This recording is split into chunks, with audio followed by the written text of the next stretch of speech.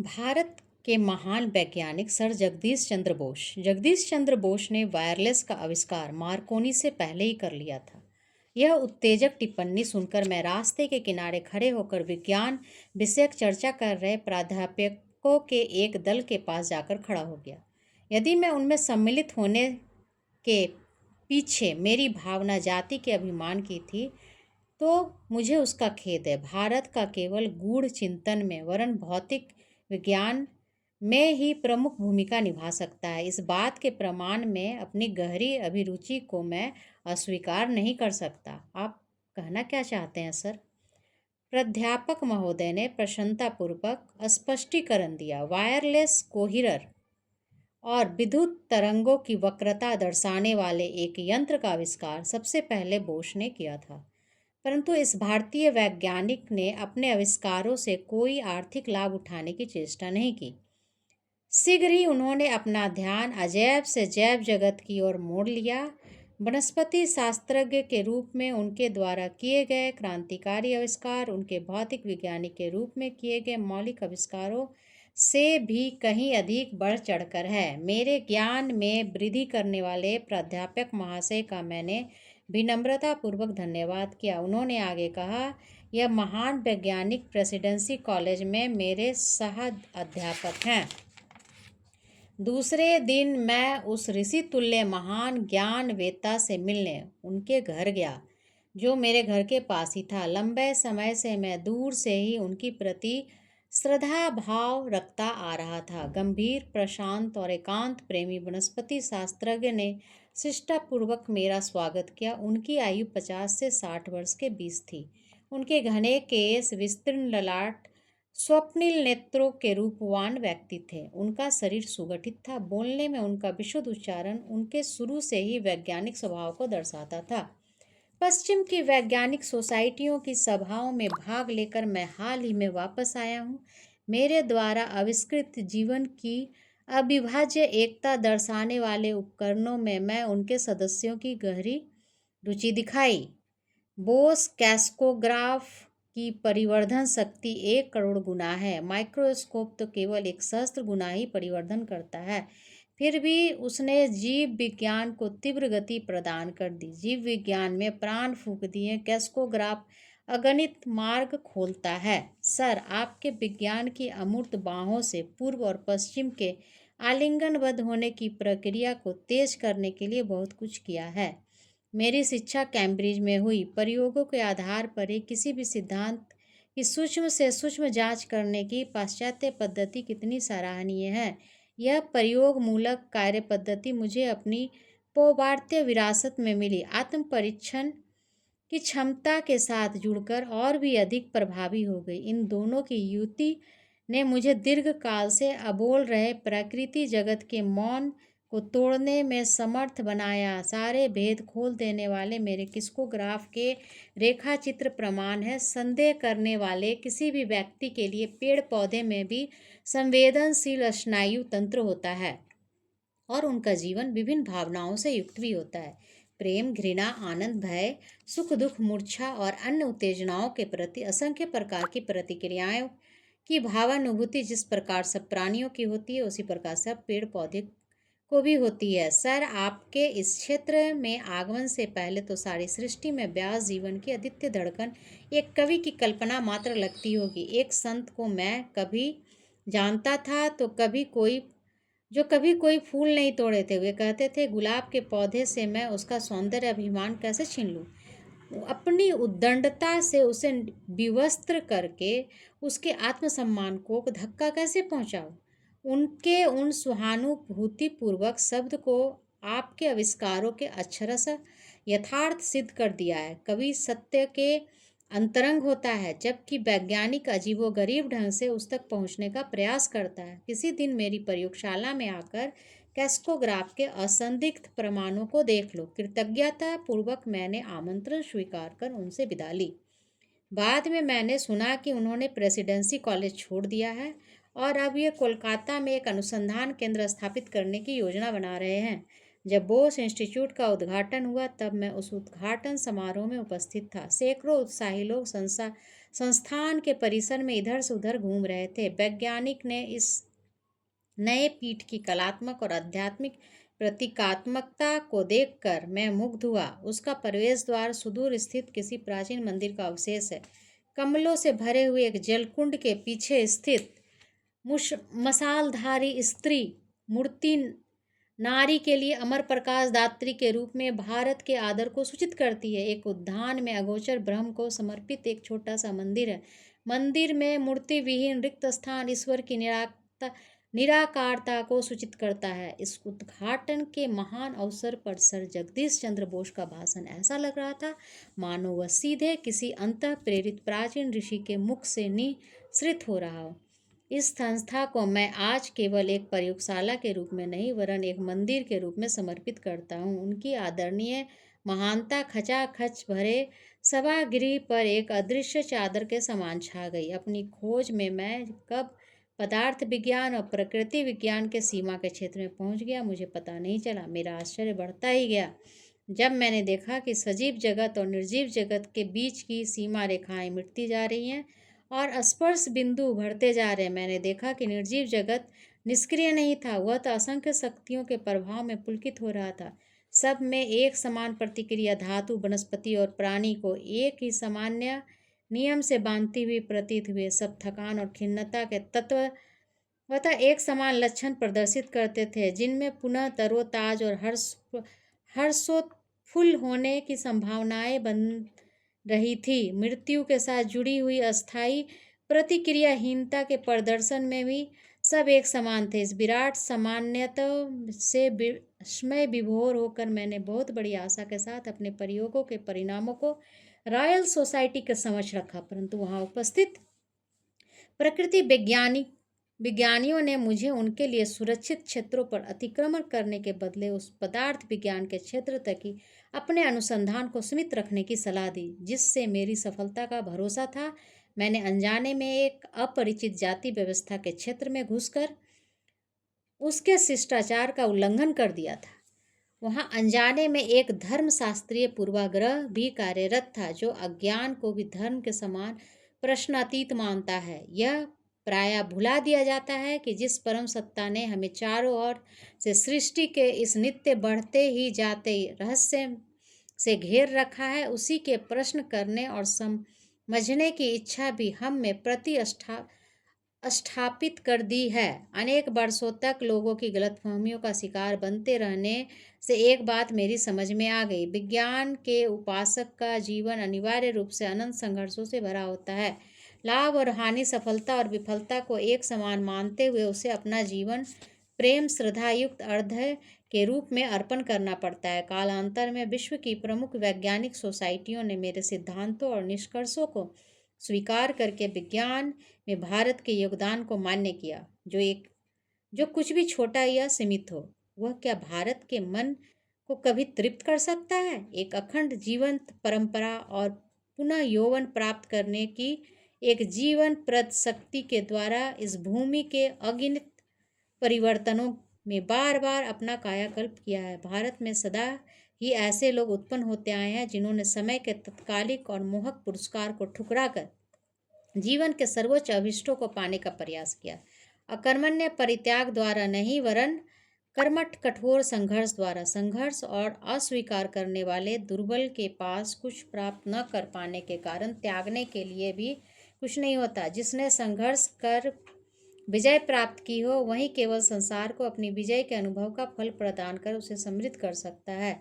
इस बोस प्रयोगशाला में जड़ पदार्थों की प्रतिक्रिया पर अब तक किए जा चुके कार्य से और वनस्पति जीवन के अप्रत्याशित तथ्य सामने आ गए थे। पदार्थ विज्ञान, प्रकृति विज्ञान, चिकित्सा, कृषि और यहाँ तक कि मनोविज्ञान के क्षेत्र में भी अनुसंधान के अत्यंत विस्तृत क्षेत्र खुल गए थे।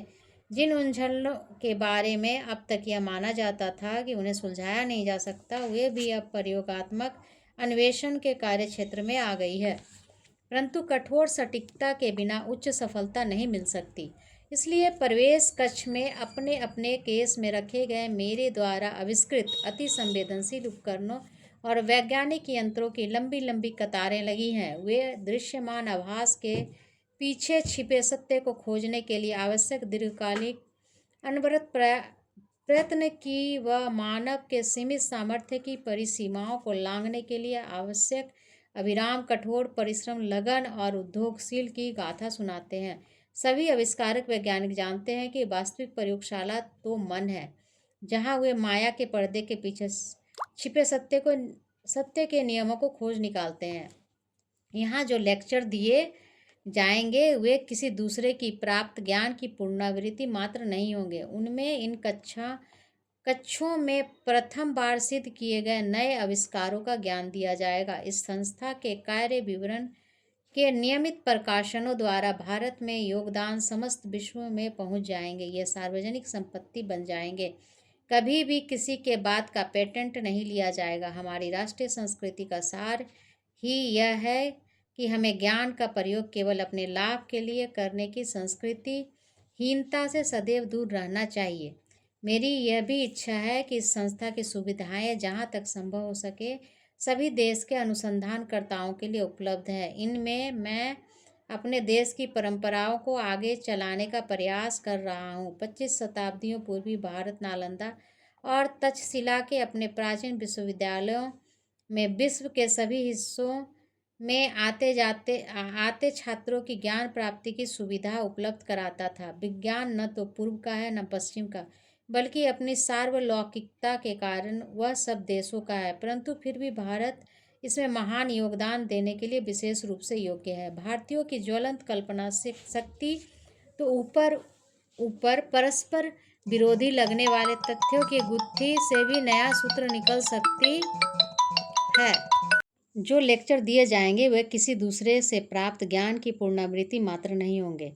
उनमें इन कक्षों के प्रथम बार सिद्ध किए गए नए आविष्कारों का ज्ञान दिया जाएगा। इस संस्था के कार्य विवरण के नियमित प्रकाशनों द्वारा भारत के योगदान समस्त विश्व में पहुंच जाएंगे। वे सार्वजनिक संपत्ति बन जाएंगे। किसी भी बात का पेटेंट नहीं लिया जाएगा। हमारी राष्ट्रीय संस्कृति का सार ही यह है कि हमें ज्ञान का प्रयोग केवल अपने लाभ के लिए करने में संस्कृति हीनता से सदैव दूर रहना चाहिए। मेरी यह भी इच्छा है कि इस संस्था की सुविधाएं जहां तक संभव हो सके सभी देशों के अनुसंधानकर्ताओं के लिए उपलब्ध हों।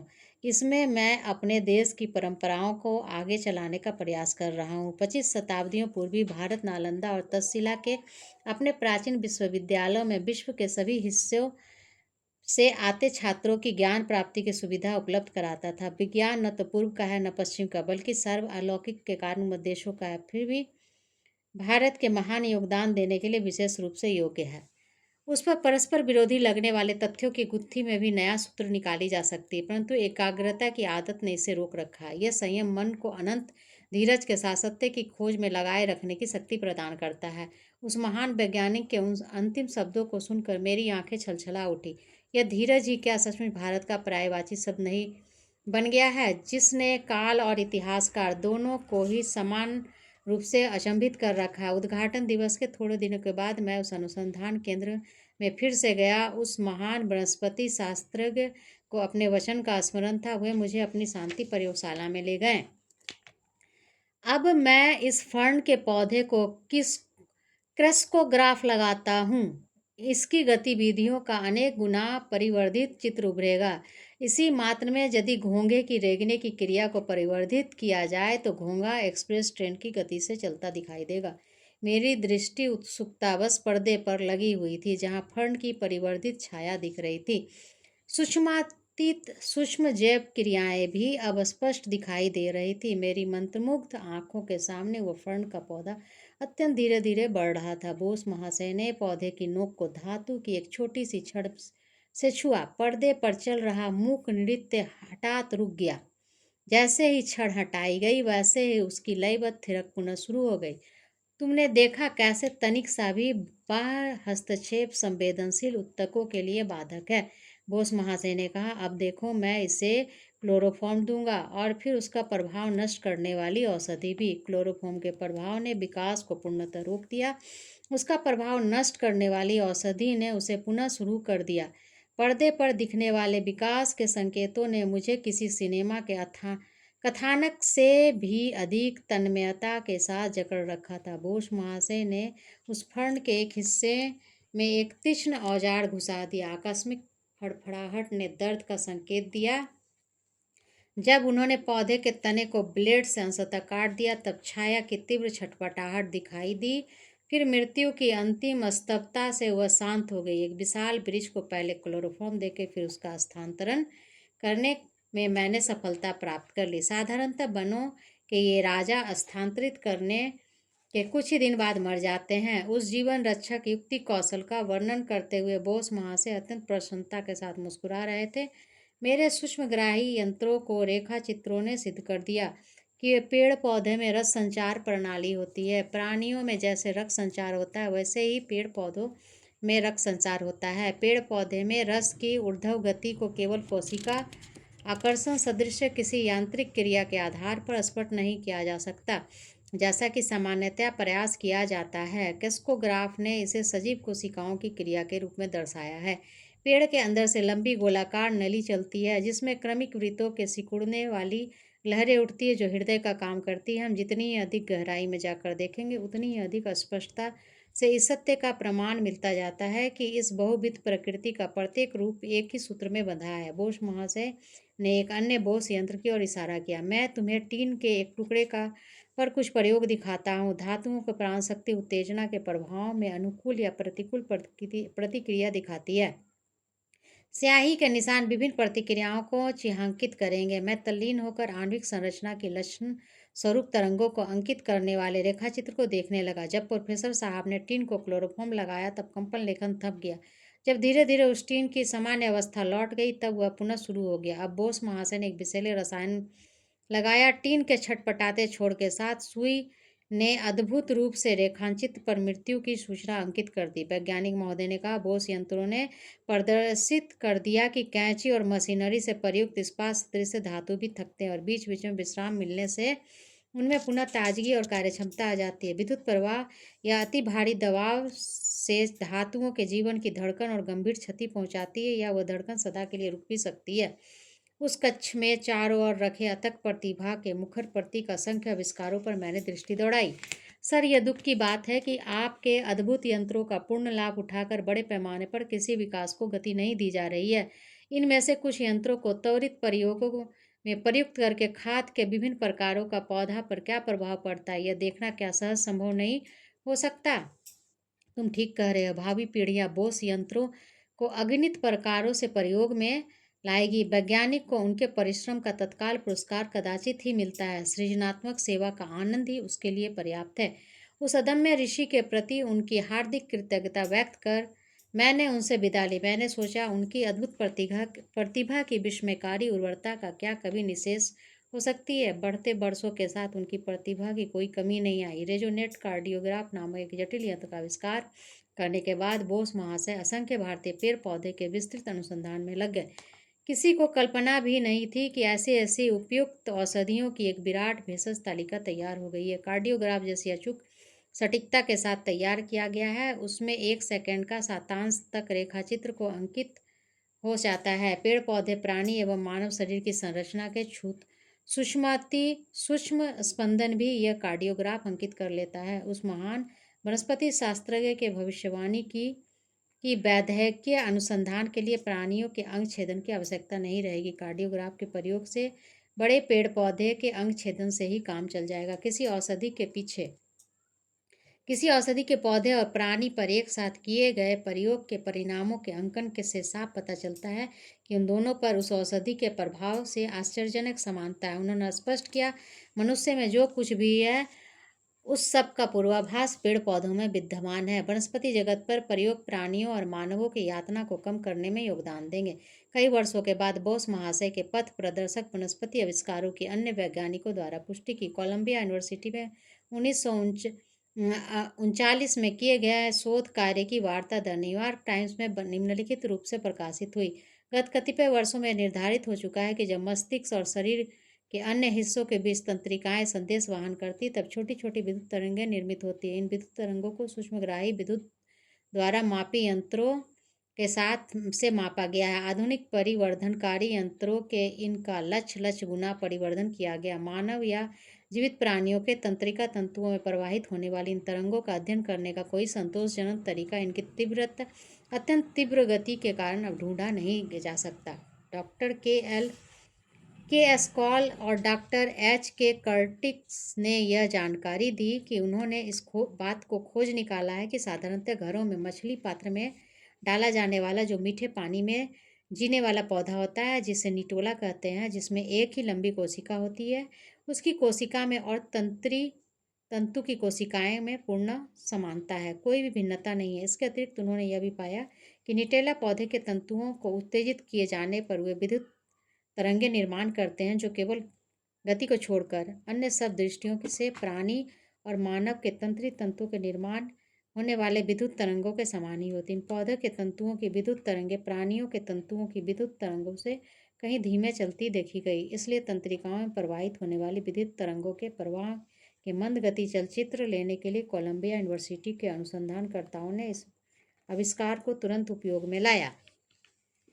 इस प्रकार निटेला पौधा मन और स्थूल जगत के सीमा क्षेत्रों में गुप्त रहस्यों में गूढ़ लिपि का अर्थ जानने के लिए इस प्रकार से रोसेटा पत्थर की भूमिका अदा कर सकता है। कई बार रविंद्रनाथ टैगोर भारत के इस आदर्शवादी वैज्ञानिकों के अंतर्गत मिथुनों संबोधित कर एक कविवर में निम्नलिखित पंक्तियां लिखी थी, जिसका मतलब है, हे तपस्वी, साम मंत्रों की जलद गंभीर गर्जना से पुकारो, उठो जागो, शास्त्राभिमानी जनों और कुतर्कों से आहत बुद्धि पंडितों को पुकारो, उन्हें बेकार तर्कों का त्याग करने को कहो, उन मूढ़ दंभियों को इस सुविस्तृत संसार में आने की प्रेरणा दो, अपने शिष्यों का भी आह्वान करो और वे कर्तव्य रूपी यज्ञ वेदी के चारों ओर एकत्रित हो, जिससे हमारा भारत, हमारा प्राचीन देश अपने सच्चे स्वरूप को पुनः प्राप्त करे और कर्तव्य निष्ठा, श्रद्धा और ध्यान से चित्त होकर लोभहीन, द्वंद्वहीन, शुद्ध और शांत बनकर शिव गुरु के आसन पर एक बार फिर अधिष्ठित हो।